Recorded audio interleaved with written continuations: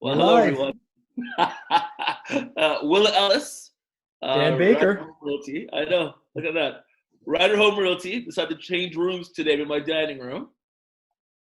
I'm not going anywhere. I'm still in the exact same seat on my couch. I've been here for 12 days. I don't plan on leaving. What is your schedule been like? What's your daily schedule now? Like what? My Like your daily work? schedule is an absolute mess. So I wake up at 7 o'clock in the morning.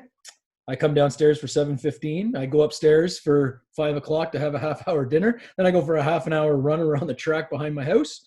And then I work till about 9:15, 9:30. Last night was 11. Uh-huh. And then I go back to bed. And then the next day we do it all over again. See, my schedule a little different as you.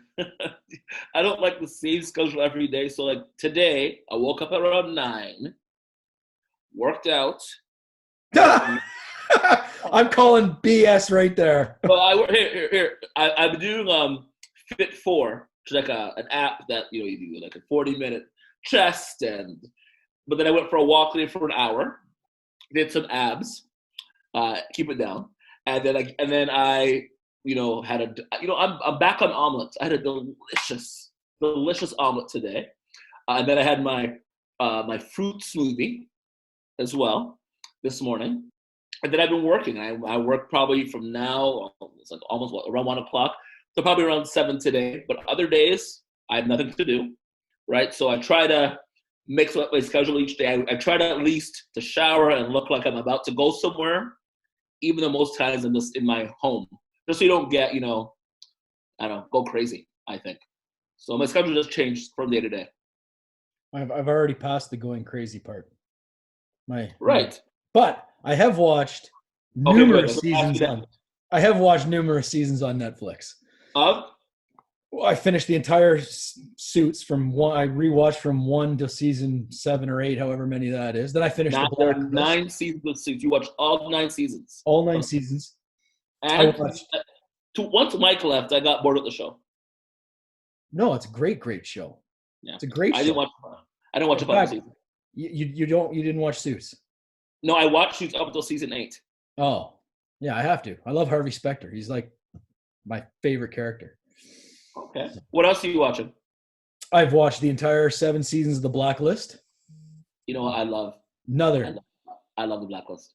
I'm great watching show. season. I think it's season 7 or 8 now, whatever it is. It's Yeah. on weekly. I love the Blacklist. I've never missed an episode of the Blacklist. Yeah. Have you watched Tiger King? Now I'm finished. And I refuse to watch it. Everybody else is watching it. I'm not watching it. There is not a chance. It is humorous. It's ridiculous. The overall premise of it is outrageously ridiculous.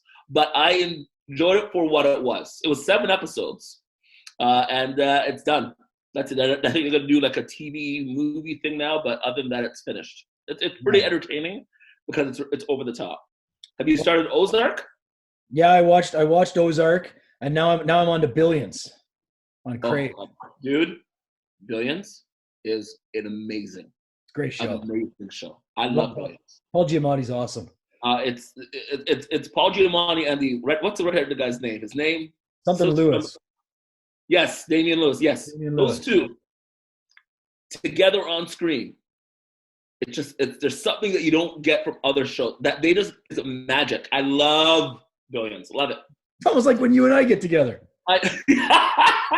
Well, yes, but I love Billions. But I'm into this documentary as well on Netflix called Dirty Money, which is just basically about people that were able to cheat people out of money. Oh, you are a realtor. I know. But no, like it was like talking about the Volkswagen scandal and other big scandals in the States and around the world. Yeah, it's quite good. It's quite good. So Dan, you were saying when we were talking earlier that I literally have notes here today. I'm prepared. Yeah. I know. I feel pretty good about this. You were saying you've been run off your feet with calls from people and questions, and so what's happened the last couple of days that that you're hearing from people? Nothing. I think people are frustrated because there's all this stuff that's supposed to be coming out from the government, but there's no actual details about the rollouts. Right. So they know that there are loans that they can apply for, but they don't know how to apply, where to apply. The one thing we can clear up is that the $40,000 interest-free loan that the government is offering business owners, that's going to be rolled out through their bank branches.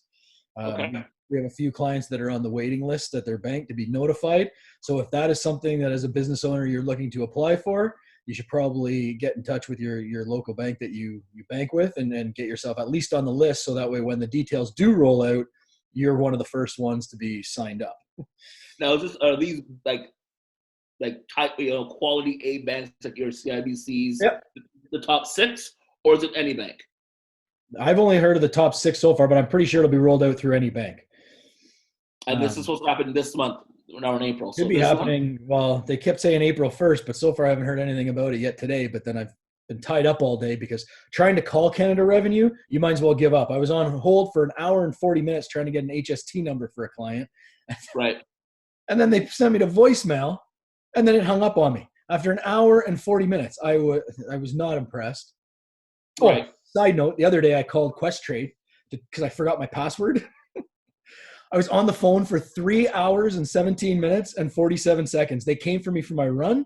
Then I was in the shower when the lady finally said hello. I had to jump out of the shower, almost killed myself, breaking my neck to grab my phone just to change a password. Is there not a way to just change it, up your password online? Like what year is this?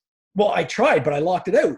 So once you've messed up your password 3 times, then they lock you out and you have to call in.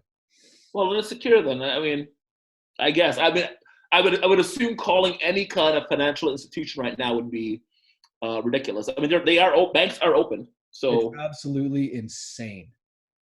I went to the bank. I don't know why I was at the bank the other day, and the lineups, like you thought they were serving food or something. It's crazy in there. So many people in there right now. So between your banks and showing people homes, you're not really practicing good social distancing. God, get out of here! I am. Here's the thing. I come from a world where I was here during the blackout. Remember the blackout? I remember the blackout. I drove all the way to Grimsby to get a case of beer. Right. So the blackout, I witnessed something. When that machines all went down, I said to myself, I need to always have a few dollars available, like on hand, in case you never know what could happen. Right. Your banks could go down or power can go out, whatever. So that's what I was doing. I was going to the bank to take out money out of the bank machine in my car.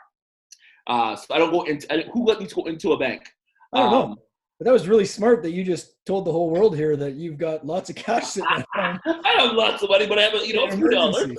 Let's just say, like for instance, I ordered food the other day, and for some reason, my bank card wasn't working, so I had cash. You see, nice. That's how I think.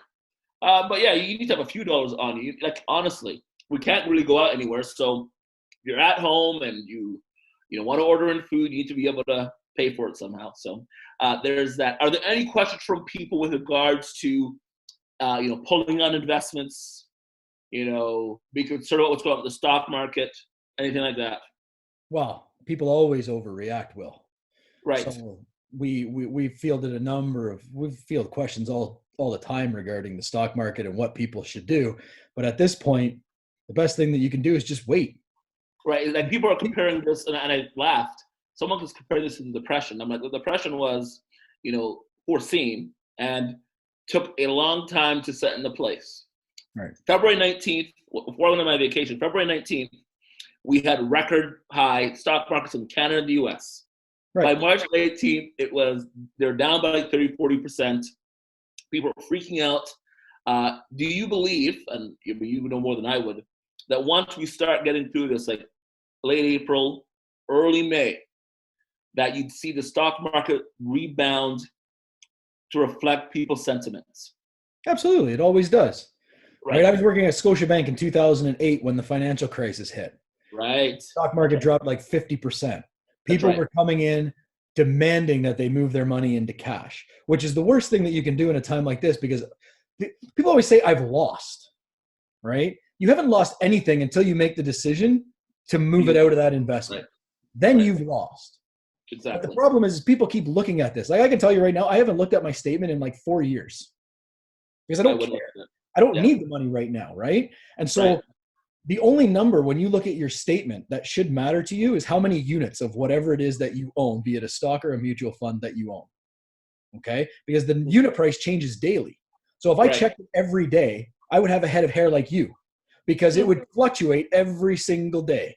right? Shine So on it. one day you're up, the next day you're down, the next day you're up, the next day you're down, right? Right.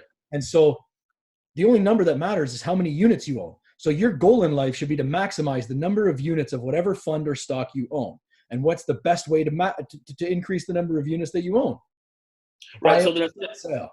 so let's say someone that is 64 Right. and living during this time, they have stocks, they're about to retire. Yep. What is your advice to them? So the person who's 64 right now, they shouldn't be in a very highly aggressive portfolio. Okay. So when they see that the stock market, I had this happen the other day. Gentleman called me and he wanted to know how his investments were doing because he'd heard all the noise. And so we went online and we took a look. And he's only down. I mean, everybody's going to drop. Doesn't matter what investment you're in, it will have dropped. Right. But he's only down 3%. Right? Stock market's down 30%. He's only down 3% because they're in if you're 60 and in retirement, you should be in a different type of portfolio, right, than somebody who's your age or my age, right? Right. In your case, it doesn't matter if yours goes down to $10. You've got lots of time that's just going to keep on coming back for you. Somebody I am turning 42 soon. Time's running out, it seems. Oh, I know. Okay, so what about someone then now? Yep. Who may have a few dollars. Yep. And is thinking maybe I should invest more. Is this a good time? Great time. It's a great time, but do it smart. So I'll let you know what I do with my money. So right now, as the market is starting to go down, I've got most of it sitting in cash. And so I buy in tranches. So if I see something that I want to buy and the market goes down a little bit, I'll buy some. But then, so let's say you've got $5,000 you want to invest, right? You buy $1,000 today. If the market continues to go down, then put another $1,000 in. Right. And then as you get closer and closer to what we think will be the bottom, now you can start putting more and more money in until you've used up all 5 of those $1,000 pieces. Yeah, but what? So here's the thing: the market it plummeted. Yep. Then, like I think Monday or whatever, or like a few days ago, it went up a bit. Why is it doing those small fluctuations? Well, because the stock market doesn't reflect any of these companies per se, right? It's just people's emotions. So what happens is you see a stock like Air Canada, which has plummeted from $54 a share 3 weeks ago down to today it was at 14, right? Eventually what happens is now Air Canada didn't turn into a garbage company overnight, right? So, but what happened is investors get scared because their earnings are going to be showing is horrible for the next probably 2-3 quarters. Even after this is done, it's going to take a while to get those earnings back. So they take their money off the table. And it's not people like you and I whose money makes the market move. It's the big institutional investors like the banks, the pension funds, all the large mutual funds, right? And so what happens is they fear it. So they pull all of their money out, which makes it go back down. Once that price gets to a certain price point, then they start realizing and go, hey, Air Canada was at $54 3 weeks ago. We can buy it for 14. So now they put money back in because they see it at a low and it'll go up a little bit. So a week and a half ago, it went from 12 up to 18 and now it's dropped back down to 14, right? So you have these little fluctuations and every time it'll break through a floor. Right. And then it'll adjust back. Right? Until we get to the point where recovery starts to happen and it'll continuously go and it'll make that recovery climb. Now, when do you think recovery, like, I mean, I was saying, I'm, Mr. Optimism here, but I'm thinking like May, we'll see some slow improvements in terms of, just the stock markets and stuff. What are your thoughts? Well, if I knew that, I wouldn't be sitting here talking to you, buddy. I'd be sipping Mai Tais next to Richard Branson. Out on his island. It's possible. It's possible. It's possible, but the problem is nobody knows. Like even right now, Air Canada stock, I'll use that one again. It's down to $14. Great. You might buy it today. You'll be like, oh, Air Canada stock is $14. I'm going to go and dump all my last life savings into Air Canada stock and make a ton of money when it comes back up. But what happens if it goes down to $5 a share? Now you've lost half that money you've lost 2/3 of that money that you've just put in. Right? So you never really know. That's why I use that strategy where you buy in on the way down in little pieces, because then if it continues to go down, you can buy in at an even lower unit value. See, the whole goal is to lower your cost base. That's why I like dividend funds, because every time they pay me back a dividend, that's taking my money off the table. Right. right? And it's lowering my cost base in that investment. So if you can continue to do that, at some point down the road, 5-6 years from now, you may have a fully paid for investment and your money's off the table and now you're playing with house money. Right. Okay. Well, no, that is good advice there, sir. Like, again, not everyone has your skill set when it comes to investing. I got a question for you. Oh God. Yes. I had a client ask me. They asked me, is right now a great time to invest in real estate as an investment property? That's a good question. It depends on the property, I'd say. I believe certain price points. I'll give you the parameters. So she was nervous because she's dropped a little bit of income, so she doesn't have the same amount of income coming in. Right. She sees interest rates dropping though. Right. But mortgage rates somewhat going up. Yep. And then being nervous about whether the rental market may have heated up or cooled during this pandemic. You know, the problem with what's happening here, I mean, everyone goes back to 2008 to today. 2008, I mean, it was sort of, you knew there was a fundamental reason, financial reason why we had those issues. I believe today is, I mean, this pandemic is something we've never seen before. It's very emotional. What seems to be happening with the financial market, housing and real estate has slowed down. Like, no one's denying that, but people still need to buy. But the thing is that you have people that may not be working right now, or may not have the income to support getting an approval for a property. So it really does depend. I think I would say there's always an opportunity in real estate. It just depends on who you're working with, the team you have behind you, and the kind of property you're looking at buying. Rental. I mean, today's April 1st, so we've heard in the news, renters, shouldn't have to pay the rent, blah blah blah. But the reality is that someone has a mortgage on that property, and that's not their primary property. They're not going to be able to get, probably, in my opinion, I don't know, I'm not a banker, you would know, a mortgage referral on a investment property. Who knows really what the parameters are? Do you know those parameters for, as someone is a mortgager on a rental property? Not well enough. But that's why in a future episode we're going to bring on a mortgage specialist. Yes, we need to. We certainly do, because we're just talking out of our asses here. But the point I'm trying to make is that it really does depend. There's so many things happening right now around real estate, around finances, around emotions, that, as an agent, I'm still living it every day, but we're still seeing properties sell for over asking, in bidding wars. So it really does depend on the individual. If someone has a job, like my wife's in insurance, has a job that is pandemic proof, then banks are going to have a bit more confidence giving you money versus someone that might be in a job that might be good today, but if this continues down the road for another 2, 3, 4 months, the job may not be there. So who knows right now, really? See, and that's why I love talking to you, because you provide an honest approach to real estate. I do, yeah. Every agent can say, it's a great time, but we are living this day by day with everyone else. I would say if you are financially smart, you have a good amount of money saved, and you invested wisely, and you are in a job that you can see being pandemic proof, and you being able to afford it down the road, then yes, and certainly I'm working with clients that have jobs that are recession proof, or maybe retired and has a steady income stream, that of course can get into a home. But again, every situation has to be looked at differently now in this current situation. And the other thing I've been telling people is now is probably not a great time to make a snap decision, because when you're in a place of fear and anxiety, the decisions that you make are usually not the best thought out ones, right? And go ahead. And also with real estate, it's everyone's like, we wanted to wait till the spring market to put a house on the market. It's now spring. We're now 2 weeks in, and now the spring market is this crazy pandemic market. So will the spring market be delayed until June?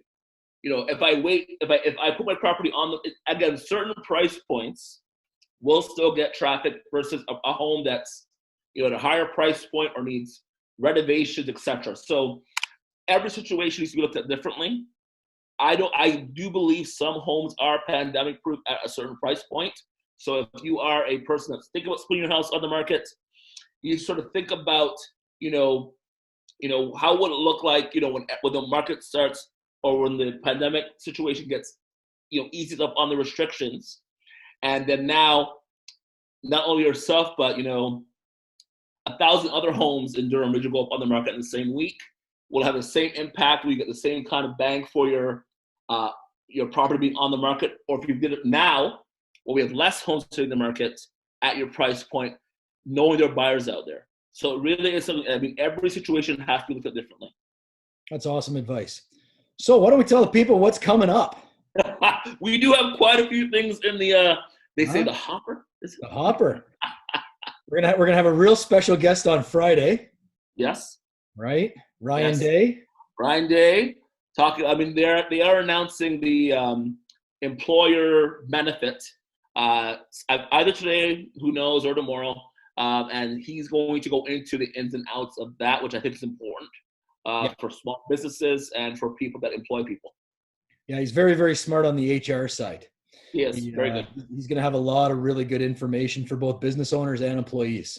Exactly. So looking forward to that. And then we're working on putting on a mortgage specialist. Yes. Yeah. Yes, which I think is important. I mean, as an agent, I don't live mortgages. I talk to mortgage people all the time.